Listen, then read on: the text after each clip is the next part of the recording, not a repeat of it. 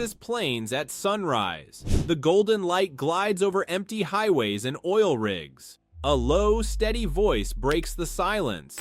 Before it was a logo, it was a promise. One star, shining above dust and steel. Dallas.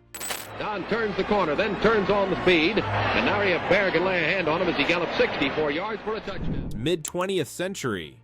Oilmen, neon lights, Friday night dances. A city flush with ambition, but still looking for an identity. Football already pulsed through Texas veins. Jim rides the range all the way to the payoff pasture to give the Cowboys a 28-21 lead. Fridays packed high school stadiums. Saturdays belonged to the Longhorns and the Aggies. But Sundays? Church bells, radio baseball, family dinners. No professional team, no spotlight. Nowhere for Texas pride to go. Until one man refused to accept silence as an option. In a city that refused to wait, 1960, the air smelled of oil, hot asphalt, and new money. The skyline was climbing higher each year, but identity lagged behind. Texans already lived football, they just needed a bigger stage. Enter Clint Murchison Jr., oil-born, sharp, stubborn. He didn't want to join the NFL the polite way. He wanted to push his way in, standing in his way.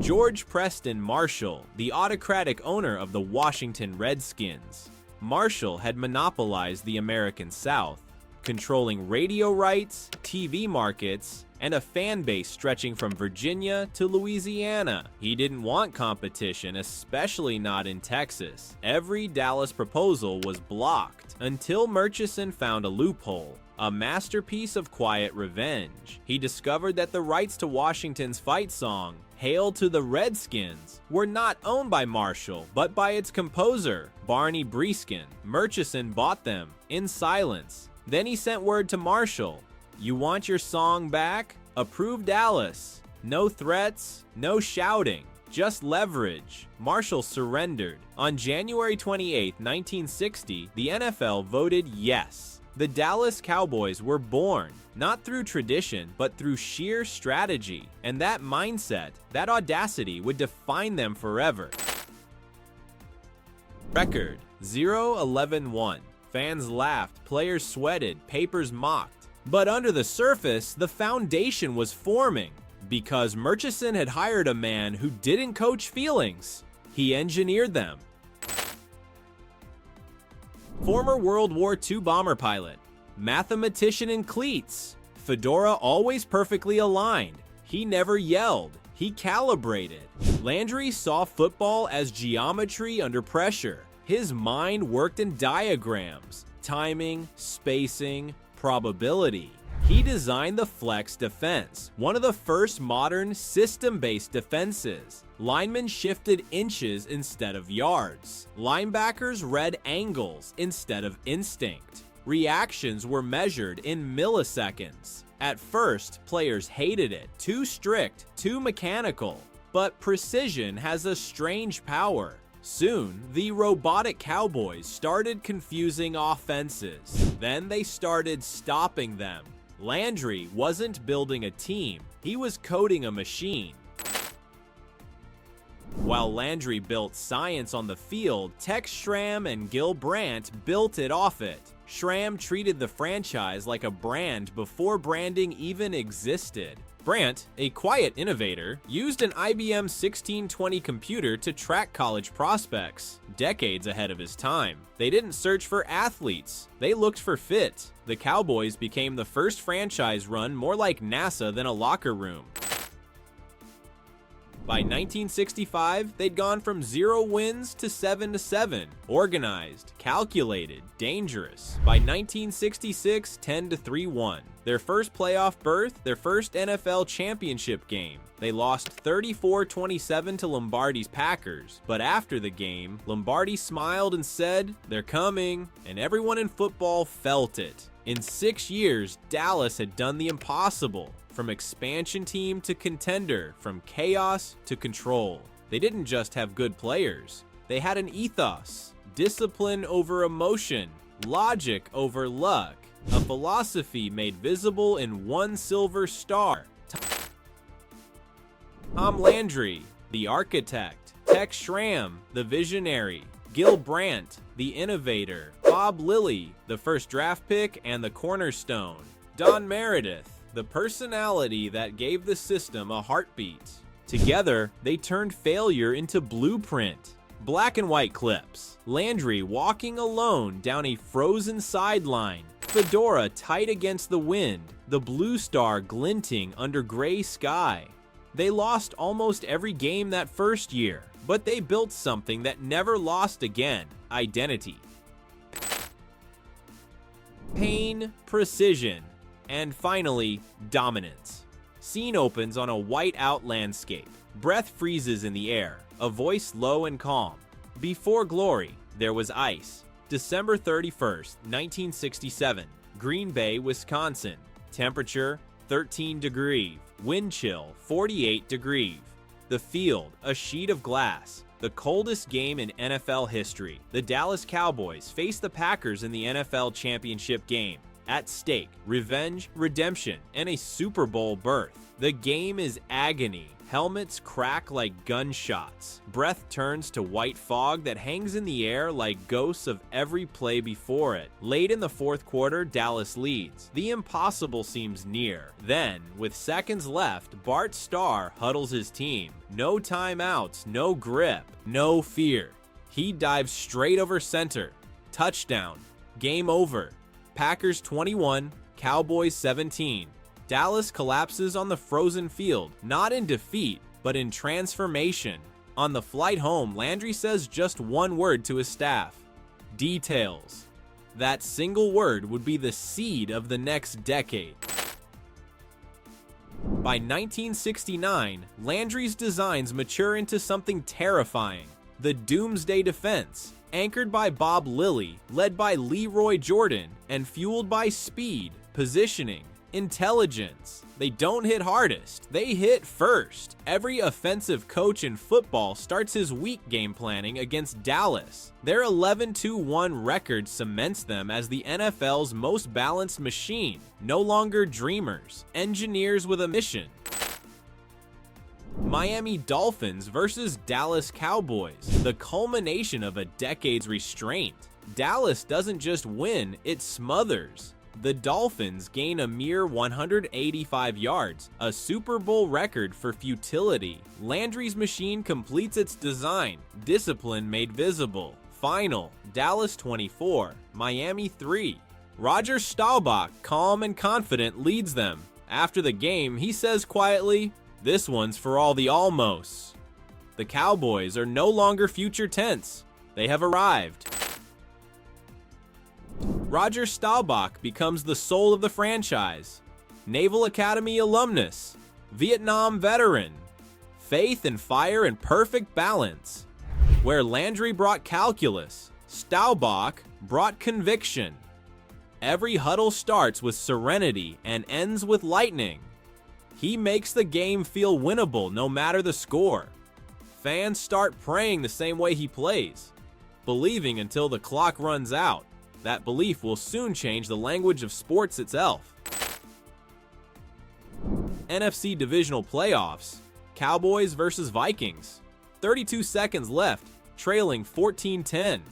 Staubach rolls right, eyes scanning chaos. He launches a desperate heave downfield. Drew Pearson adjusts, catches, scores. After the game, reporters ask Staubach what he was thinking. He smiles. "I closed my eyes and said a Hail Mary." Two words become football's most famous phrase. Faith translated into play calling. From then on, every desperate throw in every stadium is a Hail Mary. Dallas hasn't just won, they've altered the vocabulary of belief. They add rookie running back Tony Dorsett, a comet in open field, to balance elegance with explosion. On defense, Randy White and Harvey Martin annihilate Denver's line. Final, Cowboys 27, Broncos 10. Co-MVPs, White and Martin, the first defensive duo ever honored. Dallas proves something few dynasties ever could. You can be predictable and still unstoppable. The Cowboys aren't improvising anymore. They're executing perfection.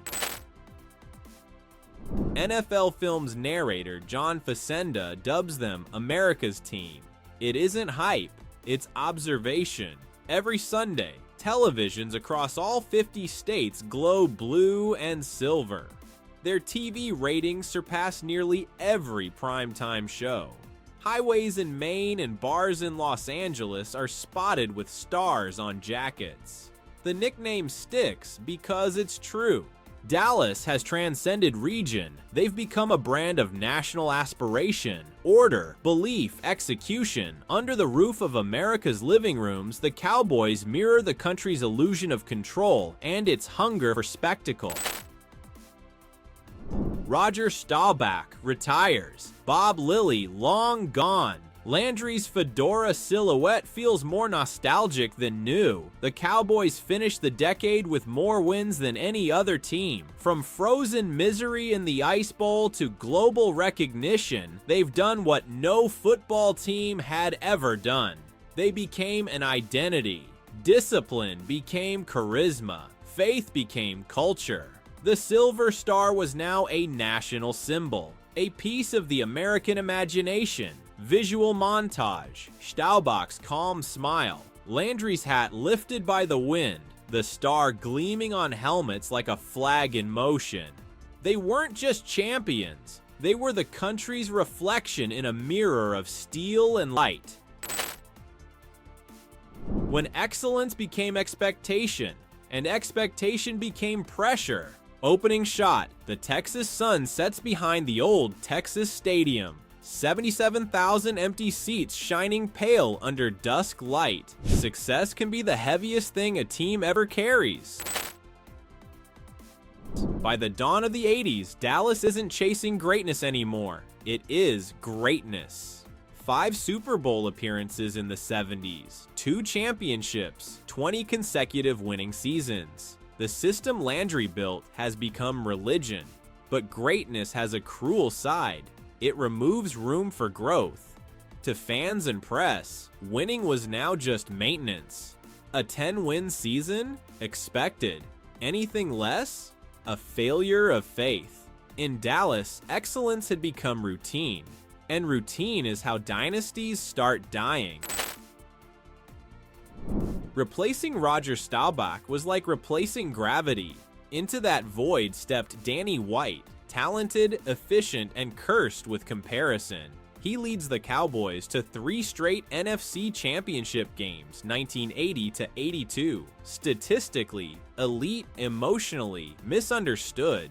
He's the first quarterback who felt the shadow of a ghost every time he took a snap. Landry stands stoic on the sideline, unmoved. Fans oscillate between hope and nostalgia. Dallas still plays beautiful football, but beauty without destiny is just form. 3 trips, 3 heartbreaks. Perfection doesn't vanish in one blow, it erodes quietly. Candlestick Park, San Francisco, January 10th, 1982. The game of the decade. Dallas leads 27-21, 1 minute on the clock. Joe Montana rolls right, chased by the Doomsday defense. He lifts the ball high, too high. And yet Dwight Clark rises, fingertips brushing eternity. Touchdown, 49ers 28, Cowboys 27. That image freezes in history. Clark leaping, Landry watching, and Dallas fading. The photograph becomes football scripture. It isn't just a loss, it's a handover. The power of the NFL migrates west to San Francisco. Innovation replaces tradition. Dallas doesn't crumble, it ages.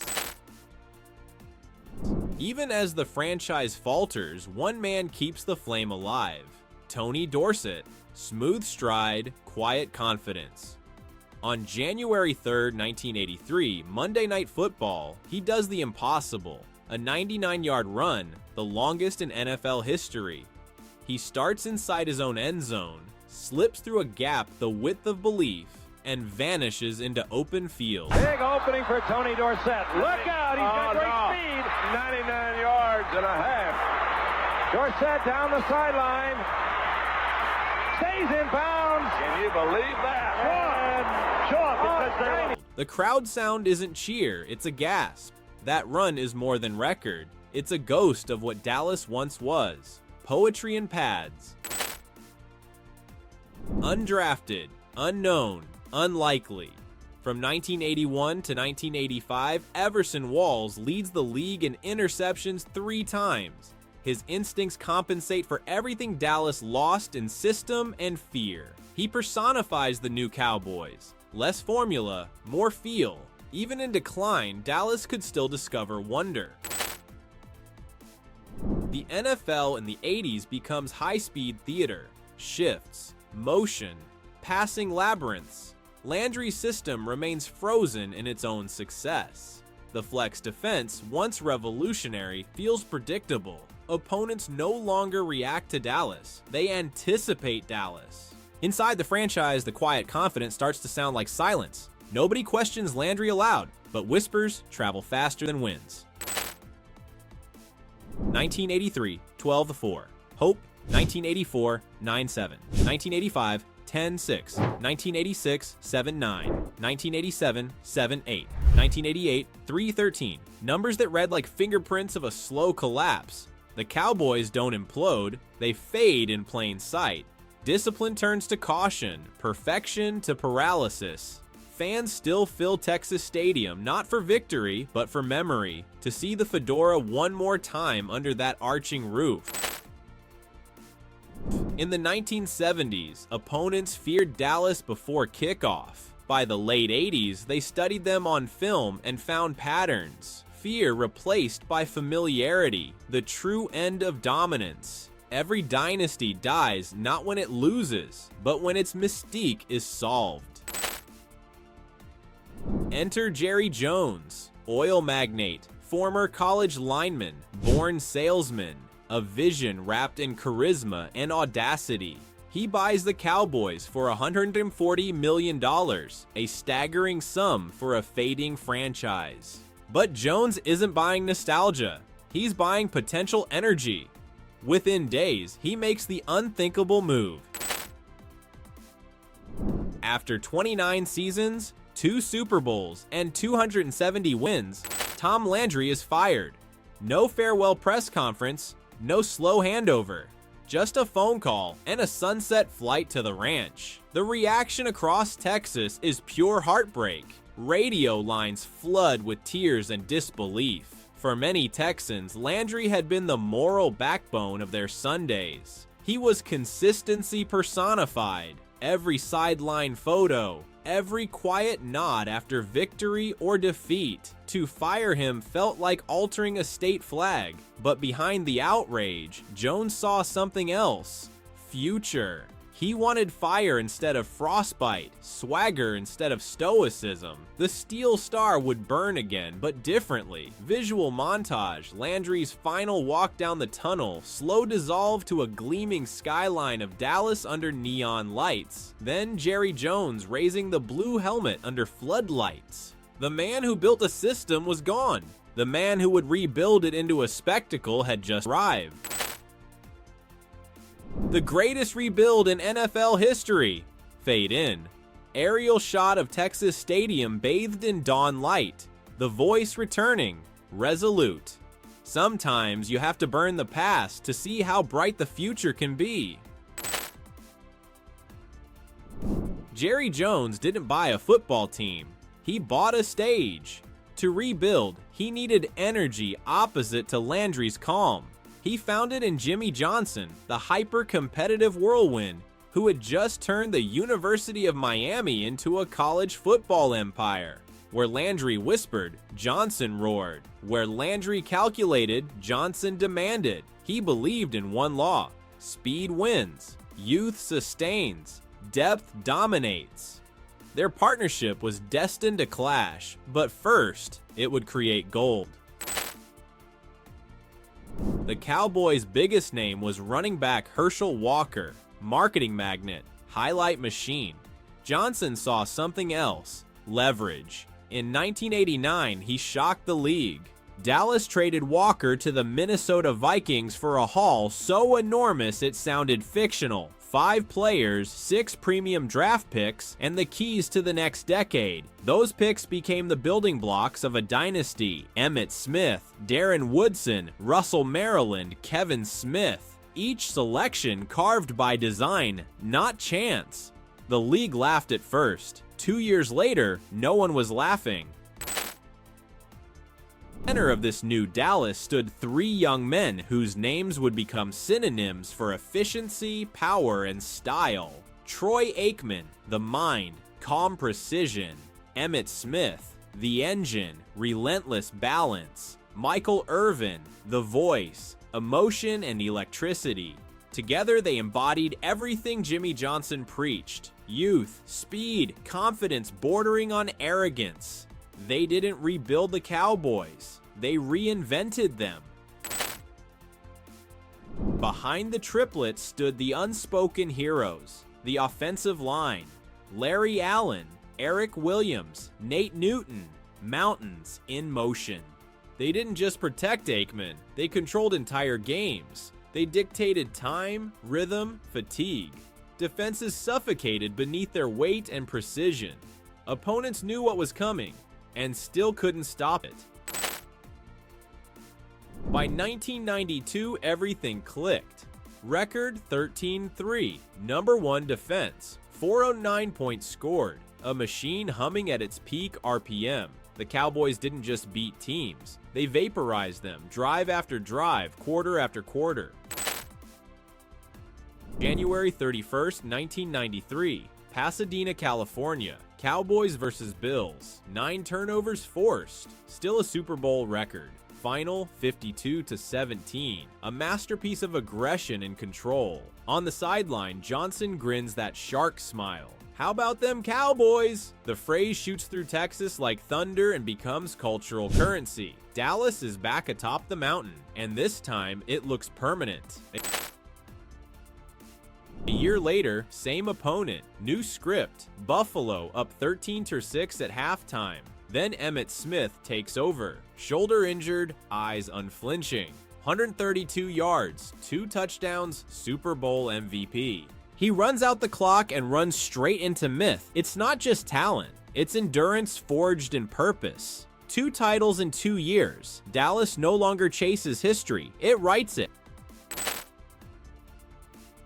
But dynasties rarely die from outside attacks. They crumble from within. Behind the trophies, tension brews between Jerry Jones and Jimmy Johnson. Both brilliant, both unrelenting. Ownership versus coaching. 2 architects fighting over who built the house. In 1994, the partnership explodes. Johnson walks away, 2 rings heavier, a city divided behind him. Jones replaces him with Barry Switzer, Johnson's friend turned successor. Handoff or heresy, depending on whom you ask.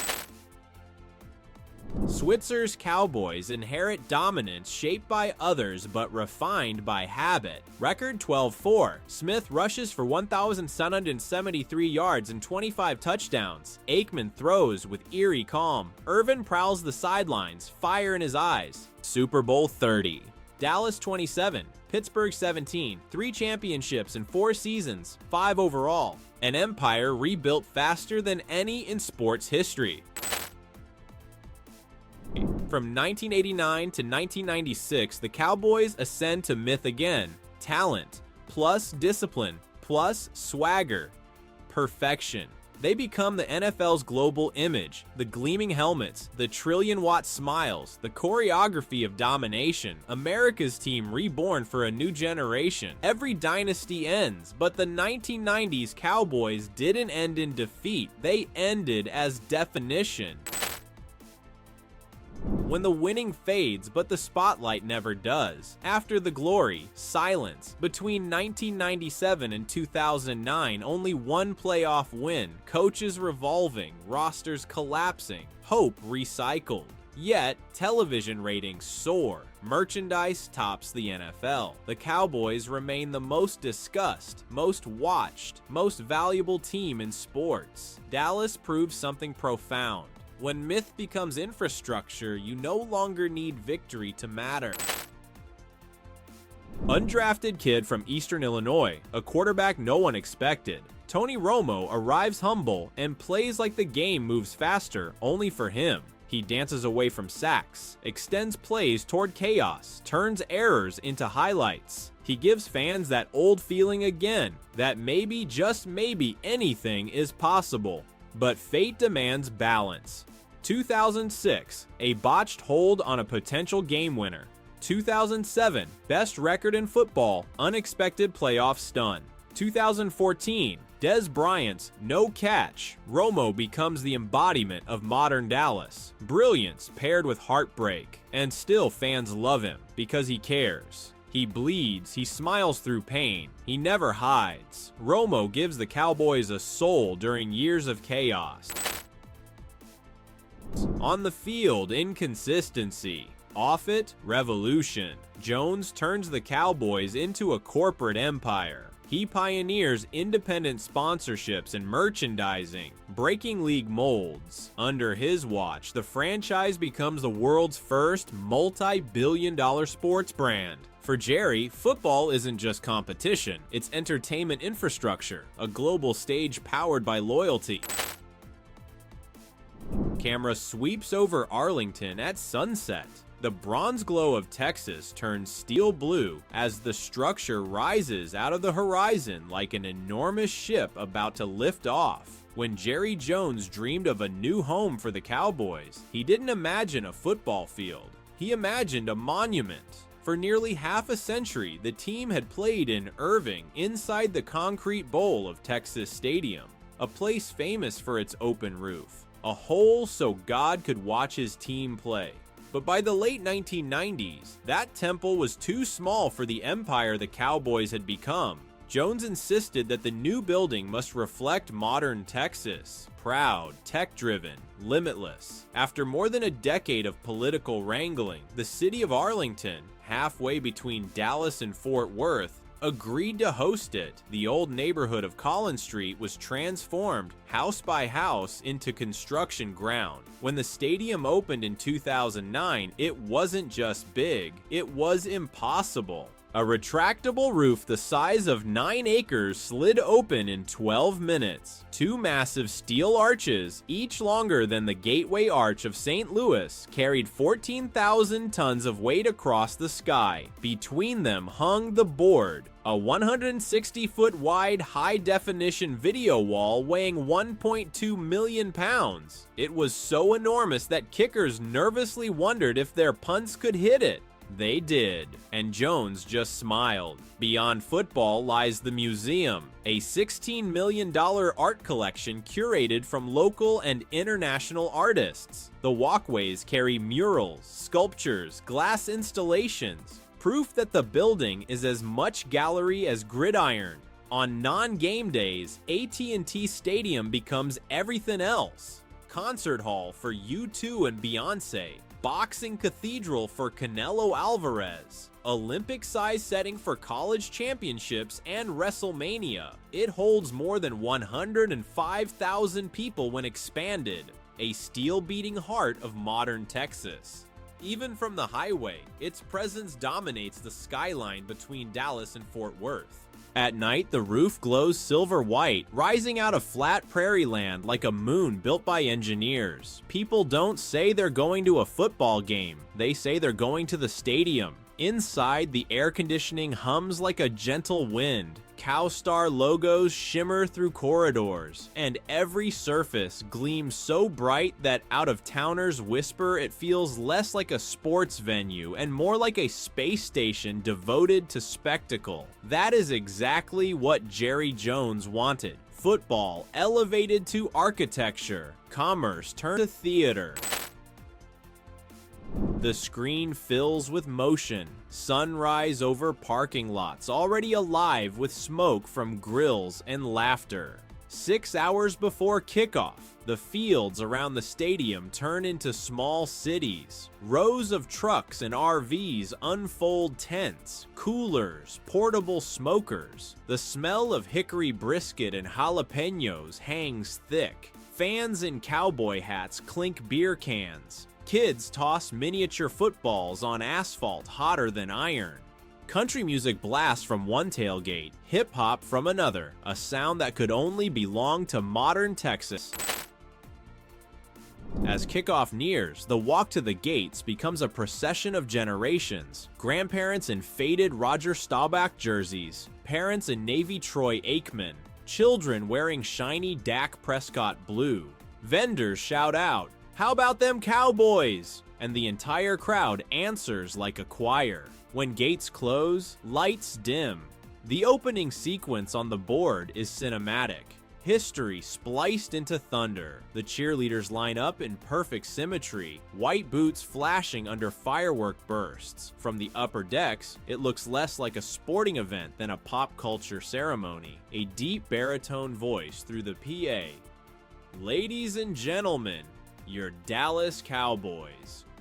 Then the breakbeat of drums, the smoke, and the roar. Not noise, but pressure you feel in your ribs. Right after the national anthem comes the tradition unique to Texas. Bands strike the twang of Blake Shelton or George Strait. The crowd joins in when the first bars of "Deep in the Heart of Texas" echo across the roof. Clapping in unison, tens of thousands punctuate each verse with the thunder of palms. Later, when the team takes momentum, the speakers pound "Cowboys Stampede" and AC/DC's "Thunderstruck." The crowd chants syllable by syllable with perfect rhythm. During breaks, the big screen shows old highlights, Staubach's Hail Mary, Emmitt Smith's runs, and every time the Silver Star appears, fans rise instinctively. At every touchdown, a moment of silence. Boom, fire cannons, strobes flash, and the entire stadium erupts. "Cowboys, Cowboys!" Then the universal rallying cry, the line that connects decades. "How about them Cowboys?" It isn't yelled so much as declared, a chant of self-recognition. Between quarters, the DJ spins "Sweet Home Alabama" or "Don't Stop Believin'." No one sits. Even in loss, they celebrate belonging. Cowboys fans are their own genre of supporter. They blend Southern hospitality with Broadway dramatics. They arrive early, stay late, and operate with the belief that every person in the stadium is part of the show. They're known for their attire, sequined cowboy hats lit with LED stars, painted faces in silver and blue, custom boots stitched with the logo. Across home games, you'll find celebrities, LeBron James, Post Malone, presidents past and present, but the locals treat them like just another believer under the star.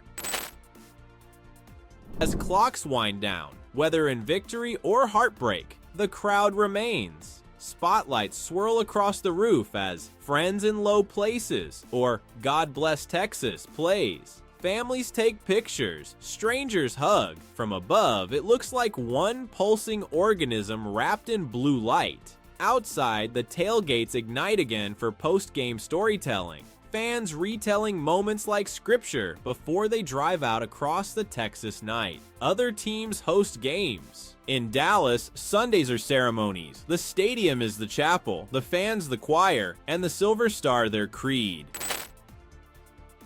2016, fourth round pick, rookie, meant to back up Romo. When Romo goes down, Dak Prescott steps up. Record 13-3, offensive rookie of the year. A leader from day one, not flashy, just unwavering. Over time, 25,000 plus yards, countless clutch drives, and a heart defined by resilience. 2020, career-threatening injury. 2021, returns better, calmer, reconstructed. Dak doesn't just lead the team. He quietly redefines what leadership means inside the world's loudest franchise.